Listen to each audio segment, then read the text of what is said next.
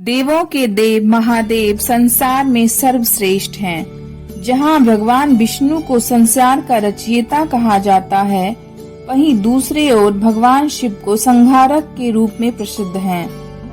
महादेव हमेशा समाधि में लीन रहते हैं। भगवान श्री हरि नारायण का ध्यान करते हैं। ऐसे में अगर कोई भक्त महादेव को पुकारे और उनकी भक्ति में सच्चाई ना हो तो भोलेनाथ को समाधि में उसकी पुकार नहीं सुनाई देती।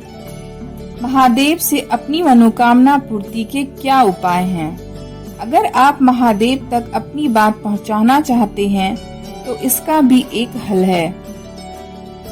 वेद पुराण में एक ऐसी कथा का वर्णन है जिसमें महादेव तक अपनी मनोकामना पहुंचाने का तरीका बताया गया है। महादेव का प्रिय वाहन है नंदी और महादेव के हर मंदिर में नंदी की मूर्ति हमेशा होती है।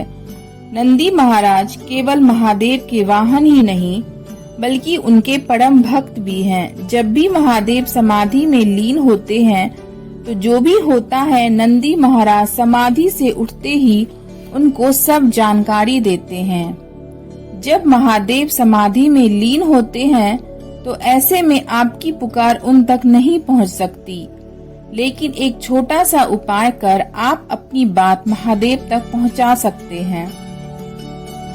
आप इस बात का ध्यान रखें, आप जब भी महादेव के मंदिर में जाएं तो अपनी प्रार्थना करते समय हमेशा नंदी महाराज के पीछे खड़े हों ताकि आपकी मनोकामना को वो भी सुन सकें। महादेव की पूजा के बाद नंदी महाराज के पैर छूकर उनके कान में धीरे धीरे अपनी मनोकामना कहें।